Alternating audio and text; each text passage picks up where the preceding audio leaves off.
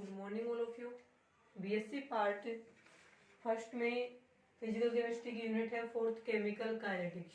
ठीक है, इससे पहले पढ़े थे इसकी यूनिट सेकंड जो थे अपने गैसीय स्टेट, वो इससे पहले वाली वीडियोज है उसमें कंप्लीट हो गई है। उसके बाद में आज से हम पढ़ेंगे इसमें यूनिट फोर्थ है आपकी केमिकल काइनेटिक्स, जिसे हिंदी में बोलते हैं हम रासायनिक बल गतिकी। ठीक है, ये वाली जो केमिकल काइनेटिक्स आप पढ़ गए थे 12th क्लास में, फोर्थ लेसन था केमिकल काइनेटिक्स रासायनिक बल गति, सेम वही है, थोड़े वो टॉपिक इसमें क्या किए चेंज किए यहाँ पे। तो सबसे पहले जैसे हमने वहां पे पढ़ा था 12th क्लास में, सेम वैसे ही केमिकल काइनेटिक्स की डेफिनेशन पढ़नी है। डेफिनेशन में हम क्या पढ़ते हैं कि केमिकल काइनेटिक्स में क्या क्या पढ़ते हैं, वही इसकी क्या हो जाएगी डेफिनेशन हो जाएगी। तो केमिकल काइनेटिक्स जिसे हम हिंदी में क्या बोलते हैं रासायनिक बल गतिकी, हिंदी में बोलेंगे हम इसे रासायनिक बल गतिकी। ठीक है, अब देखना रासायनिक बल गतिकी में हम पढ़ते क्या क्या है। तो इसमें अधिक तो हम पढ़ते हैं इसमें रेट ऑफ रिएक्शन, अभिक्रिया का वेग क्या है वो पढ़ते हैं। ठीक है, अभिक्रिया फास्ट हो रही है या फिर स्लो हो रही है तो रेट ऑफ रिएक्शन पढ़ते हैं। और हम factor affecting rate of reaction पढ़ते हैं, यानी अभिक्रिया के वेग को प्रभावित करने वाले जो कारक हैं फैक्टर अफेक्टिंग वो पढ़ते हैं। साथ में हम जो रिएक्शंस होती हैं उनकी मैकेनिज्म भी पढ़ते हैं, तीनों चीजें पढ़ते हैं। और वो है ब्रांच किसकी, फिजिकल केमिस्ट्री की। तो फिजिकल केमिस्ट्री की वह ब्रांच जिसमें रिएक्शंस की मैकेनिज्म यानी उसकी क्रियाविधि, रेट ऑफ रिएक्शन की उस रिएक्शन का रेट क्या है, उस रिएक्शन के रेट को प्रभावित करने वाले कारकों की स्टडी की जाती है, वो ब्रांच केमिकल काइनेटिक्स या रासायनिक बल गतिकी के नाम से जानी जाती है। एक बार फिर से सुनिए डेफिनेशन में क्या रहेगा कि फिजिकल केमिस्ट्री की वह ब्रांच जिसमें हम विभिन्न अभिक्रियाओं की यानी डिफरेंट रिएक्शंस की मैकेनिज्म, उनकी रेट ऑफ रिएक्शन और उनके रेट ऑफ रिएक्शन को यानी अभिक्रिया के वेग को प्रभावित करने वाले कारकों का अध्ययन किया जाता है, स्टडी की जाती है, उसे हम केमिकल काइनेटिक्स या रासायनिक बल गतिकी के नाम से जानते हैं। अब इसमें ये पढ़ना है कि रेट ऑफ रिएक्शन क्या होता है, फिर इसको कौन कौन से कारक प्रभावित करते हैं वो पढ़ेंगे। तो सबसे पहले हम स्टार्ट करेंगे रेट ऑफ रिएक्शन। ठीक है, तो फर्स्ट देखें इसमें सबसे पहले रहेगा अपना रेट ऑफ रिएक्शन, अभिक्रिया का वेग। तो डेफिनेशन होगी ना केमिकल काइनेटिक्स की कि फिजिकल केमिस्ट्री की वह ब्रांच जिसमें हम डिफरेंट रिएक्शंस की मैकेनिज्म यानी उनकी क्रियाविधि और उनके रेट को प्रभावित करने वाले जो फैक्टर होते हैं उनकी स्टडी करते हैं, वो ब्रांच यहाँ पे केमिकल काइनेटिक्स या रासायनिक बल गतिकी के नाम से जानी जाएगी। तो इसमें हम सबसे पहले पढ़ेंगे रेट ऑफ रिएक्शन, किसी भी अभिक्रिया का वेग है वो क्या होता है।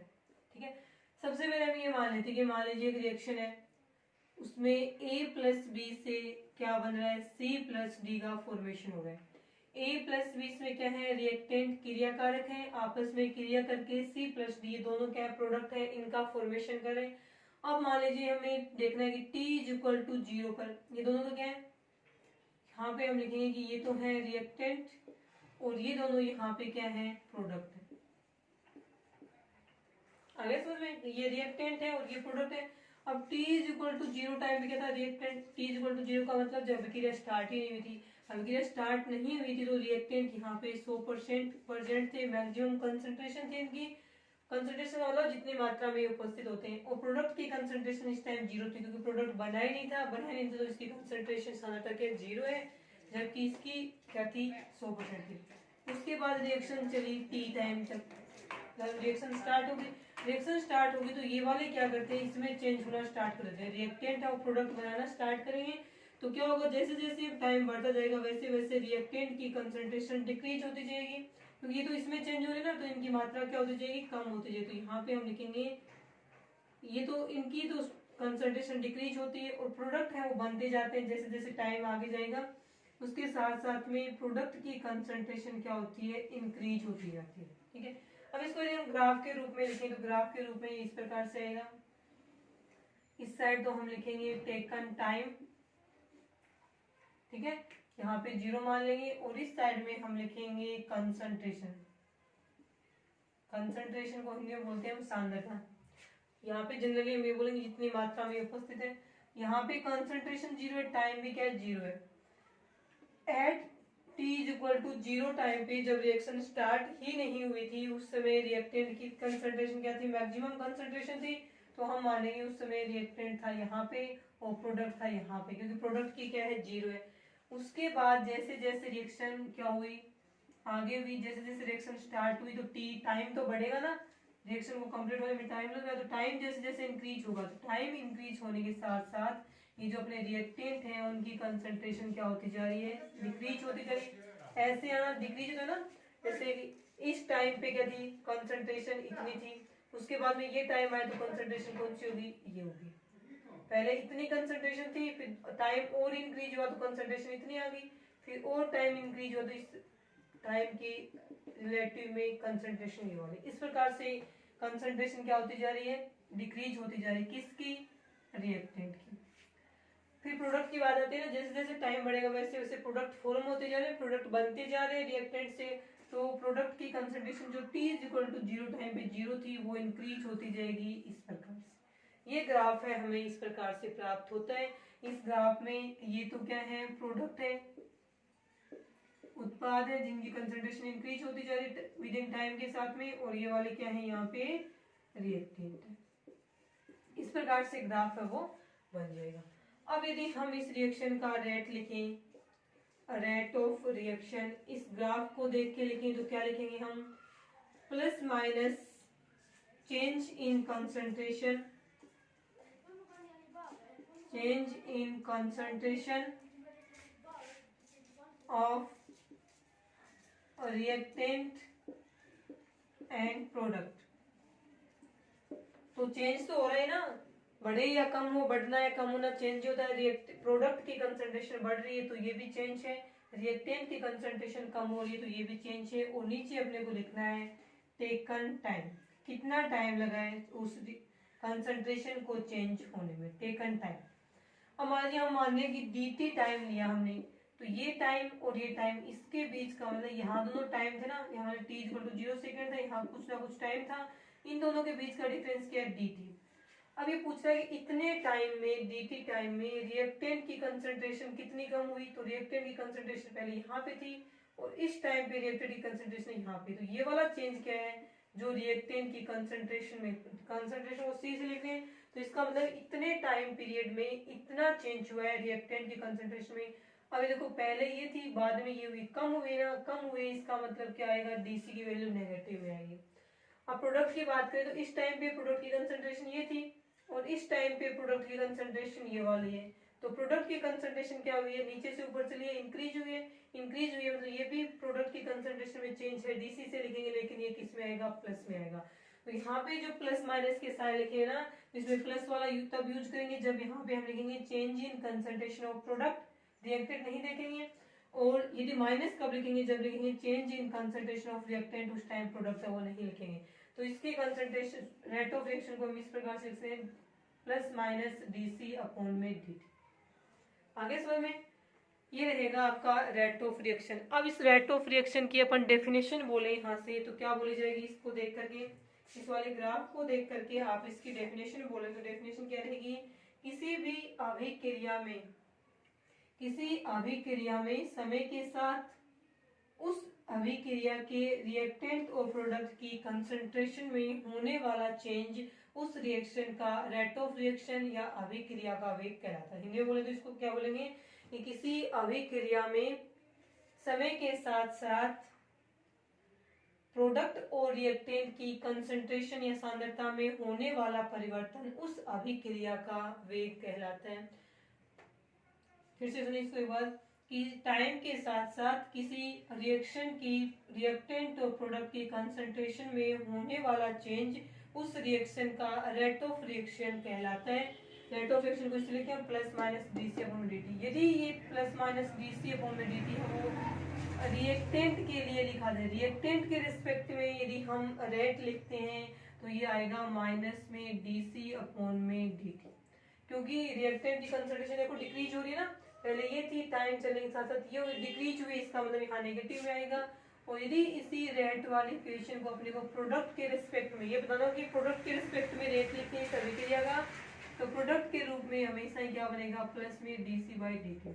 तो रेट इक्वल रहता है, केवल इसके साइन का उधर चेंज होते हैं, रिएक्टेंट के रिस्पेक्ट में नेगेटिव का, प्रोडक्ट के रिस्पेक्ट में क्या आएगा, प्लस का आएगा। अब प्लस माइनस क्यों आए हैं, तो बता ही दिया, रिएक्टेंट की कंसंट्रेशन डिक्रीज होती है, मतलब नेगेटिव ऋणात्मक है, ऋणात्मक का मतलब नेगेटिव साइन आ गया। प्रोडक्ट की कंसंट्रेशन इंक्रीज होती है, इसलिए यहाँ पे आगे, क्योंकि डीसी इज इक्वल टू होता क्या है, फाइनल कंसंट्रेशन माइनस में इनिशियल कंसंट्रेशन। अब रिएक्टेंट के लिए इनिशियल कंसंट्रेशन क्या थी, ज्यादा थी, और फाइनल वाली कम है, तो कम में से ज्यादा घटाएंगे नेगेटिव आएगा। प्रोडक्ट वाले में फाइनल वाली ये है इनिशियल, ये फाइनल वाली ज्यादा है, ज्यादा में से कम वाले घटाएंगे तो ये किसमें आएगा, पॉजिटिव। और डीसी की वैल्यू पॉजिटिव नेगेटिव में आती है, वही साइन है यहाँ पे लिखी जाती है। ये रहेगा आपका रेट ऑफ रिएक्शन।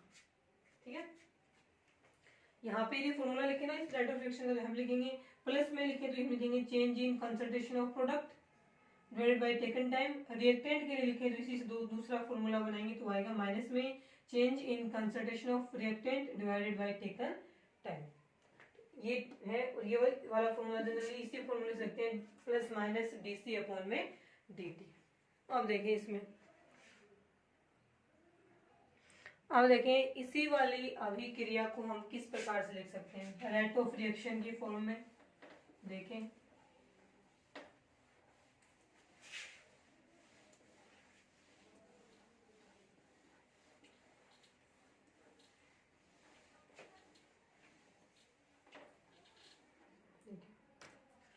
यही रिएक्शन लिखते हैं वापिस से, a प्लस बी से मिलके बन गया c प्लस में d।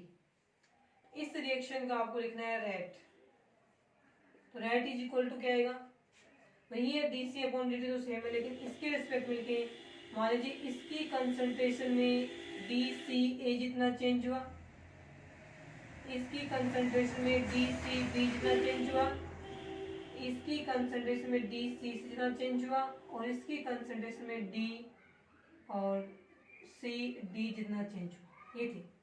अब अलग अलग के रिस्पेक्ट में लिखनी है अपने को।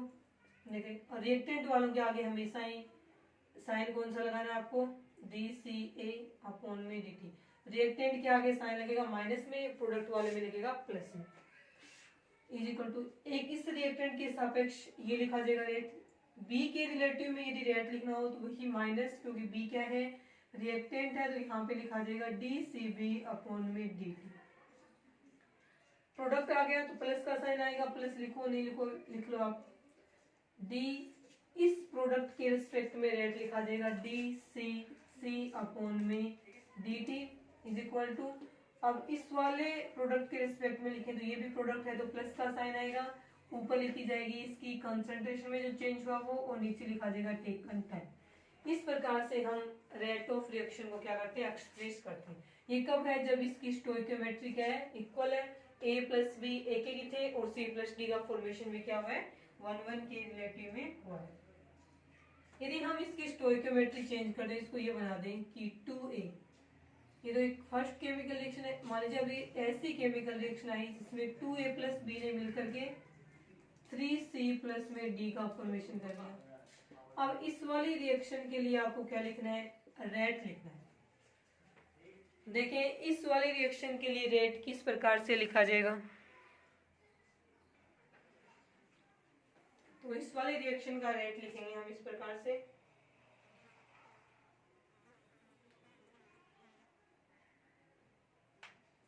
ये बोला विक्रिया का वेग तो सेम ऐसे लिखा जाएगा, लेकिन ये सारा अलग अलग आएगा। इसका इसके सापेक्ष निकालेंगे तो अलग आएगा, इसका इसमें तो क्या सभी का इक्वल आएगा क्योंकि सभी की स्टोइकियोमेट्री सेम थी, इसमें अलग अलग आएगा, उसको पहले लिख देते हैं हम अलग अलग से।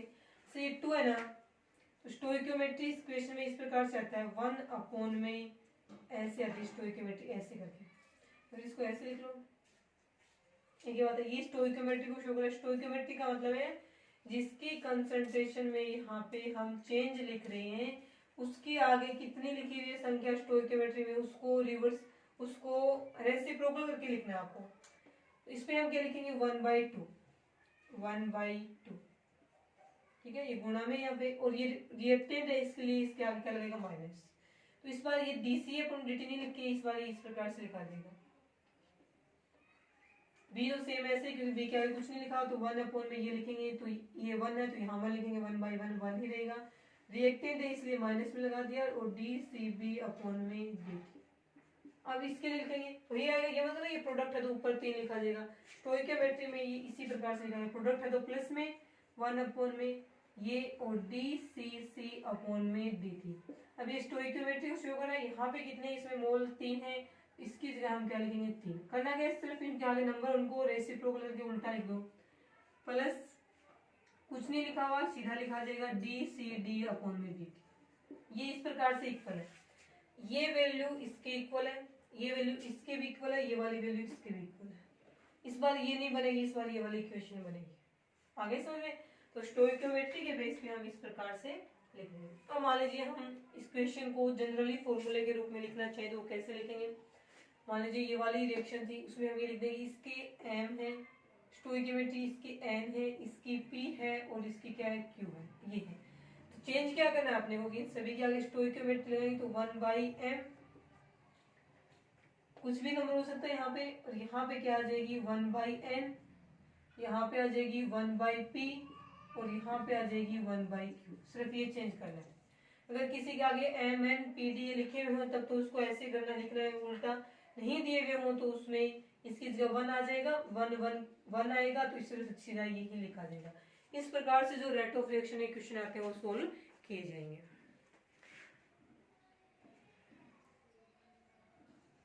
एग्जाम में जो इस तरह के क्वेश्चन आते हैं उसमें एक से केमिकल रिएक्शन ऐसे दे देंगे, या फिर कोई इन ए बी की जगह कुछ लिख के दे देंगे। इससे रेट ऑफ इन 4 ऑप्शन में आएगा, इनमें से इस रिएक्शन के लिए कौन सा रेट ऑफ सेपरेशन है वो सही रहेगा। तो आपको इस प्रकार से स्टोइकियोमेट्री बना के देखनी है। इस पे बेस्ड एक क्वेश्चन है वो करते हैं, देखना क्वेश्चन किस प्रकार से रहेगा।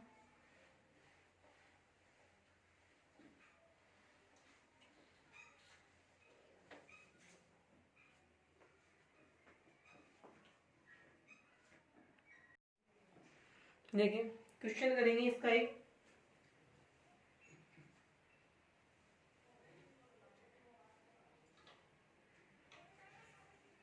क्वेश्चन है आपके इसमें कि N2O5 है नाइट्रोजन पेंटा ऑक्साइड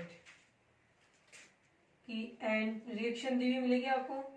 नाइट्रोजन पेंटा ऑक्साइड N2O5 है, उसका जो अपघटन होता है वो उसकी समीकरण दी हुई है आपको। उसकी समीकरण है 2N2O5, इससे बनेगा 4NO2 और प्लस में O2 एट 10N2। ठीक है, ये था N2O5 का डिसोसिएशन बोले या अपघटन बोले, उससे NO2 और O2 बनती है। अब इस रिएक्शन में आपको क्या दिया हुआ है क्वेश्चन में, अभिक्रिया का वेग दिया हुआ आपको, रेट ऑफ रिएक्शन दी हुई है। रेट ऑफ रिएक्शन है वो आपको दी हुई है यहाँ पे 1.4 × 10⁻³ मोल पर लीटर पर मिनट, मोल पर लीटर पर मिनट। इस प्रकार से आपको रेट ऑफ रिएक्शन दे दी है। आपको इसमें कैलकुलेट क्या करना है, इसमें करना है आपको NO2 और O2 के फॉर्मेशन का रेट है वो आपको कैलकुलेट करना है। तो NO2 के फॉर्मेशन का रेट तो ये रहेगा dNO2 डिवाइडेड बाय dt, और O2 के फॉर्मेशन का रेट रहेगा dO2 डिवाइडेड बाय, इस बार ABC कंसंट्रेशन की जगह लिखा, किसी के बाहर ऐसे ब्रैकेट लगाओ ना, इसका मतलब वो वहां पे उसकी कंसंट्रेशन को शो कर रहा है। तो आपको NO2 के फॉर्मेशन का रेट और O2 के फॉर्मेशन का रेट है वो इस वाले इक्वेशन से ज्ञात करना। तो सबसे पहले कैलकुलेट करने के लिए हम क्या करेंगे, इस अभिक्रिया की रेट ऑफ रिएक्शन है वो यहाँ पे लिखेंगे। रेट ऑफ रिएक्शन क्या लिखी जाएगी, रेट ऑफ रिएक्शन आएगी इसकी कि dN2O5 अपॉन में dt, रिएक्टेंट तो माइनस में, is equal to dNO2 by dt और is equal to dO2 by dt। इस प्रकार से हम इक्वेशन को यहाँ पे लिख देंगे। इस सेक्शन में पता कि ये जितने रेट से बन रहा है ना, ये ऑक्सीजन जितने रेट से बन रहे हैं उससे 4 गुना ज्यादा रेट से O2 बन रहा है, NO2 बन रहा है। इसके आगे 4 लिखा, जब मतलब इसका एक मोलिक्यूल्स बनेगा तब इसके 4 बन जाएंगे। तो इसका मतलब क्या है कि जब N2O5 का विघटन होने से ऑक्सीजन का एक मॉलिक्यूल बनता है तो इसके 4 बनते हैं। इसका मतलब इसके कंपैरिजन में इसके बनने की रेट क्या है, 4 गुना क्या है, ज्यादा है। आगे समझ में? या फिर ये बोलेगी इसके सापेक्ष इसके बनने की रेट क्या है, 1/4 हो जाएगी। अब इसमें हम रेट किस प्रकार से लिखेंगे वो देखें। अब ये वाला इसके और इसको देख लेते हैं एक बार साथ में। तो ये स्टोइकियोमेट्री में देखें तो इसके आगे 2 लगा हुआ है, तो यहाँ पे क्या लगेंगे 1/2, तो यहाँ पे हम क्या लगा देंगे 1/4। इसकी और इसकी देखते हैं एक साथ में। मतलब ये जितनी तेजी से क्या हो रहा है, मतलब इसके 2 मॉलिक्यूल्स जब विघटन होंगे 2 मॉलिक्यूल्स का, तब इसका एक मॉलिक्यूल बनेगा। मतलब इसके विघटन की रेट क्या ज्यादा है और ये इसके बनने की रेट क्या है, इससे आधी है। ठीक है, देखें इस दोनों का यूज करते हैं अब। तो ये दोनों, ये और ये आपस में क्या रहेंगे, इक्वल। तो यहाँ पे आएगा 1/2 dN2O5 divided by dt is equal to dO2 upon में dt। ये अपने को क्वेश्चन में दिया, जो रेट ऑफ रिएक्शन दिया हुआ ना, वो ये वाला है। 1/2 इस साइड जाएगा तो क्या बनेगा, इसमें जो इसकी वैल्यू तो पता की जाते हैं, यहाँ पे जो क्वेश्चन में दिया ये वाली 1.4 इंटू 10 की पावर -3 और मोल लीटर इनवर्स और minute inverse is equal to 1/2 इस साइड जाएगा तो 2 क्या लिखा जाएगा, ऊपर लिखा जाएगा 1 नीचे, तो ये आ जाएगा 2 इंटू डी O2 अपॉन में dt। वैसे इस 2 को यहाँ की जरूरत ही नहीं है, अपने को ये दिया क्वेश्चन में, 2 को यहाँ नहीं रखेंगे, इसी के नीचे रखा जाएगा 2 से इसको कैंसिल आउट करेंगे तब ये क्या बचेगा, यहाँ से ये बचेगा 0.7 इंटू 10 की पावर -3 मोल लीटर इनवर्स और मिनट इनवर्स। ये बचेगा अपना फाइनल आंसर। तो O2 के फॉर्मेशन का रेट इसके इक्वल क्या आ गया, ये वाली वैल्यू वो आ गई। आगे समझ में? अब देखिए, अब इन दोनों को देखिए। अब ये वाला तो अपने को वो कैलकुलेट करना है, तो इसमें क्या है, ये जिस रेट से मतलब कि ये डिक्रीज हो रहा है उससे डबल रेट से ये बन रहा है, क्योंकि इसके 2 मॉलिक्यूल्स डिक्रीज होंगे तब इसके 4 बनेंगे। इसका मतलब ये जिस रेट से डिक्रीज हो रही है इसकी कंसंट्रेशन उतनी उसके डबल रेट से इंक्रीज हो रही है। तो इसके कंपेरिजन में इसका रेट क्या हो गया, जस्ट डबल ही हो गया ना। तो इसको हम किस प्रकार से लिखेंगे वो देखें। मतलब इस बार यहाँ वाले और यहाँ वाले इन 2 का यूज करना है अपने को फॉर्मूले में। देखें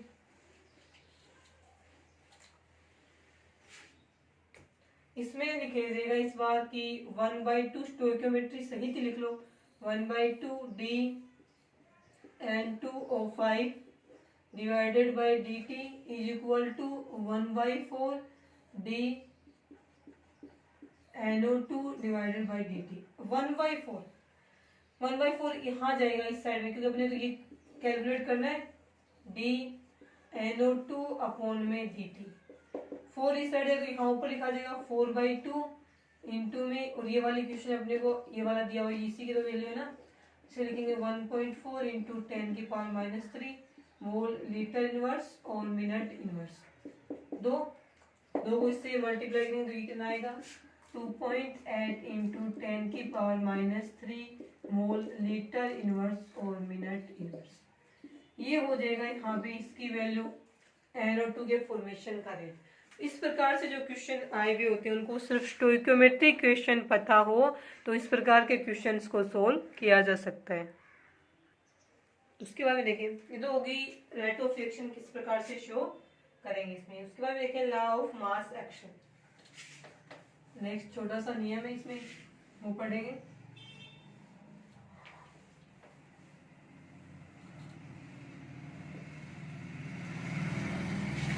देखें लॉ ऑफ मास एक्शन।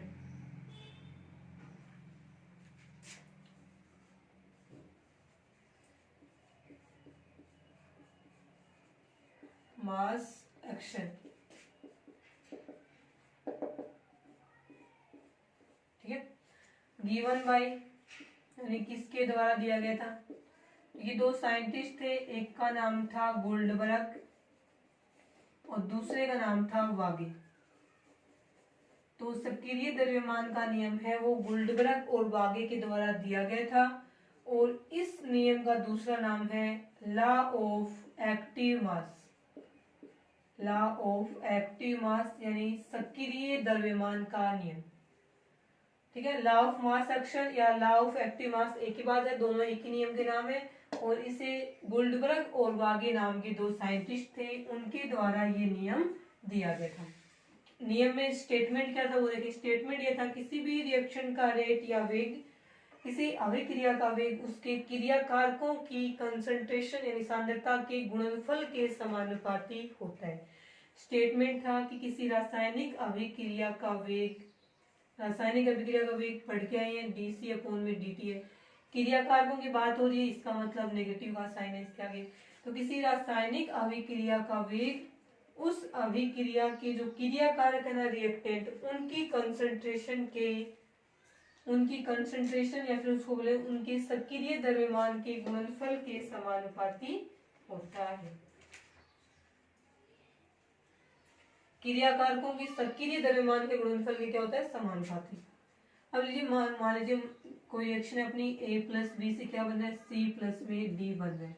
तो ये A प्लस बी इस रिएक्शन के क्या है, क्रिया कारक है। तो इस लॉ के अनुसार इस रिएक्शन का रेट क्या होगा, क्रिया कारक के रिस्पेक्ट में लिख रहे हैं इसलिए नेगेटिव साइन आएगा।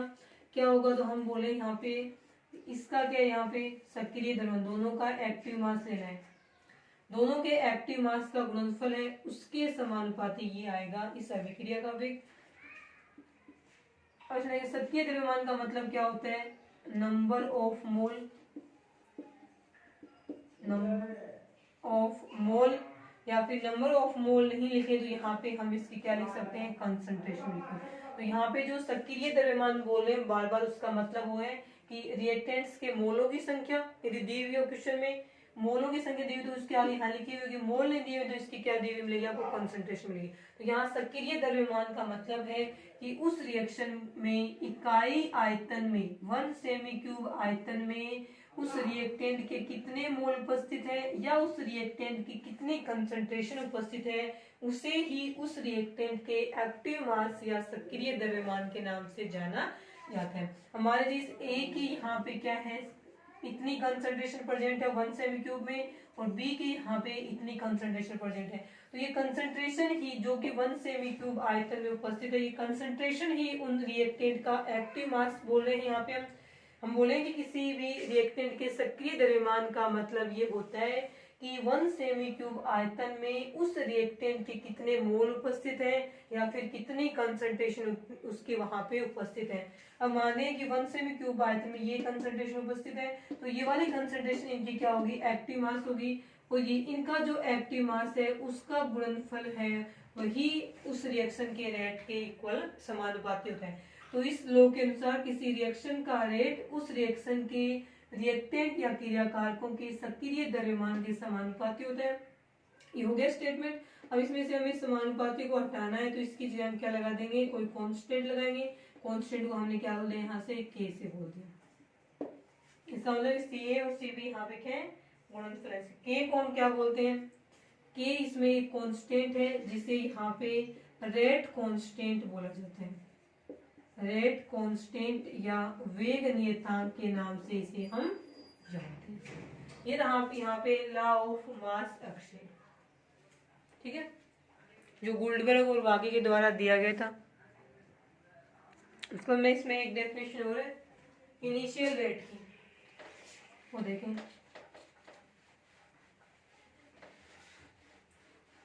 इनिशियल रेट यानी प्रारंभिक वेग क्या होता है, इसकी डेफिनेशन देखें एक नंबर में किस प्रकार से लिखी जाएगी। तो नेक्स्ट रहेगा अपना इनिशियल रेट। देखें इन्हें बोलते हैं हम प्रारंभिक वेग। प्रारंभिक वेग का मतलब क्या है, यहाँ पे हम लिखेंगे टाइम और यहाँ पे हम लिखेंगे कंसंट्रेशन। रिएक्टेंट की कंसंट्रेशन जब रिएक्शन स्टार्ट नहीं हुई थी t इक्वल टू 0 टाइम पे यहाँ पे थी।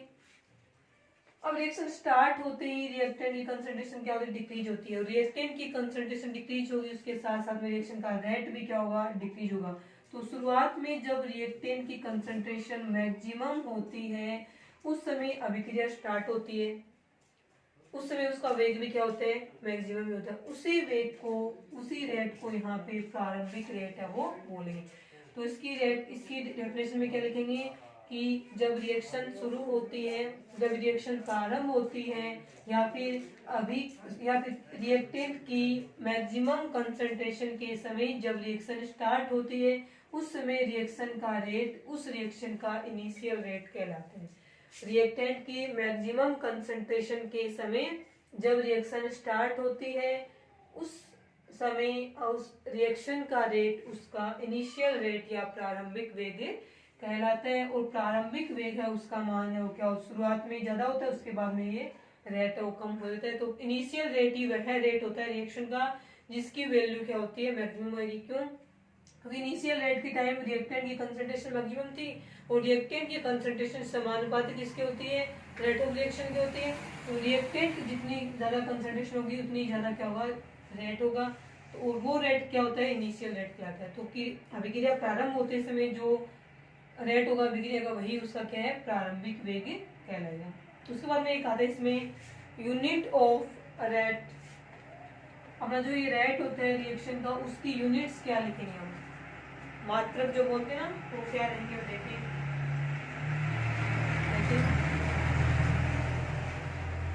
Units of rate of reaction, reaction का जो रेट है उसकी क्या लिखनी है आपको, यूनिट लिखनी है। तो रेट अपने को पता ही हम किस प्रकार से लिखते हैं, ऊपर तो कंसंट्रेशन में चेंज लिखते हैं और नीचे क्या लिखते हैं, हम टाइम लिखते हैं। इस प्रकार से लिखेंगे dc अपॉन में dt। अब मान लीजिए ऊपर तो क्या है, कंसंट्रेशन है और नीचे क्या है, टाइम है। कंसंट्रेशन को हम लिखते हैं मोल पर लीटर में, टाइम को हम लिखते हैं सेकंड में। अब ये सेकंड जब ऊपर जाएगा तो ये इनवर्स में लिखा जाएगा, तो ये बनेगा मोल लीटर इनवर्स सेकंड इनवर्स। ये रहेगी unit of rate of reaction. किसी रिएक्शन के रेट की यूनिट, कोई भी रिएक्शन हो फर्स्ट ऑर्डर सेकंड ऑर्डर जो हम पढ़ेंगे आगे, उन सभी के रेट की यूनिट ये होती है। रेट कांस्टेंट होता है ना कि उसकी यूनिट्स अलग अलग होंगी रेट कांस्टेंट की, लेकिन रेट की वैल्यू सभी, रेट की यूनिट सभी रिएक्शंस के लिए क्या रहेगी, सेम रहेगी। वो रहेगी मोल लीटर इनवर्स सेकंड इनवर्स। ठीक है, आज के लिए इतना ही। इसके बाद में कल की क्लास में हम पढ़ेंगे जो केमिकल काइनेटिक्स में जिसकी स्टडी करते हैं रेट ऑफ रिएक्शन के बाद में factor affecting rate of reaction, rate of reaction को प्रभावित करने वाले कारक हैं, वो हम करेंगे नेक्स्ट क्लास में। आज के लिए इतना ही।